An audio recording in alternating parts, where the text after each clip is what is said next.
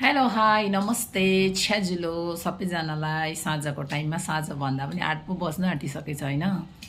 आज चाहिँ म 2-3 दिनदेखि एकदमै म बिमार बिसन्च भइरहेको थिएँ। मेरो हेल्थ पनि ठिक छैन, त्यही भएर चाहिँ डेली फेरि नानीको स्कुल जाने आउने कामहरू गर्नुपर्छ। अरू पनि दुनियाँभरको कुराहरू यति नै खेर निक्लिन्छ नानी एकछिन नगर भन्दै चाहिँ। अनि त्यही भएर चाहिँ नि जो पनि सिङ्गल हुनुहुन्छ, सिङ्गल मम हुनुहुन्छ, सिङ्गल ड्याड हुनुहुन्छ, जो पनि नि दुईजनाको रोल चाहिँ एकैजनाले निभाउनु पर्यो भने चाहिँ नि त्यति बेला चाहिँ चाल पाउँछ लाइफ के हो भनेर कुराहरू। त्यो घरमा सासू हुने, ससुरा हुने, देवर देउरानी हुने, अन्त त्यो नन्दहरू हुने, कोही न कोही हुनेहरूले त नानीको यस्तो आफू सकेन भने पनि नानीको यस्तो गरिदिनुहोस् ल आज भन्यो भने गरिदिइहाल्छ नि त होइन।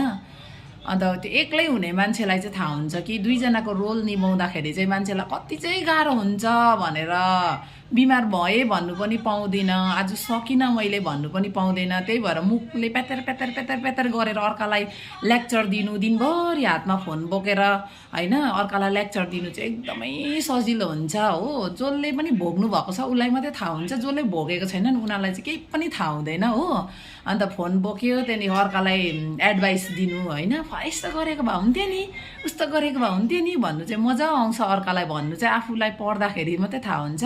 अनि त्यही भएर जसलाई परेको हुन्छ त्यो चाहिँ बेसी प्यातर प्यातर गर्दैन कि जसलाई परेको हुँदैन त्यो मात्रै बेसी प्यातर प्यातर गर्छ हो।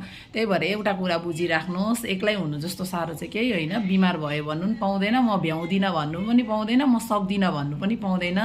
एक्लैले चाहिँ दुईजनाको रोल निभाउनु चाहिँ एकदमै मुस्किल हुन्छ। त्यही भएर चाहिँ हुनेहरूले पनि अलिकति बोल्दाखेरि हुन्छ नि विचार पुऱ्याएर बोल्नुहोस् होला, अन्त बोलिदिनुहोस् होला होइन। अर्कालाई भन्नु जति सजिलो छ लाइफमा निभाउनु त्यति नै गाह्रो छ।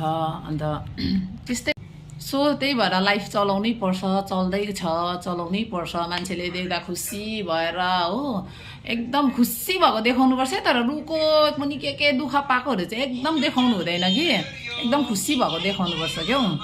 ओके बाई, टेक केयर, राम्रोसँगले बस्नुहोस् होला, राम्रोसँगले आफ्नो लाइफ जिउनुहोस् होला।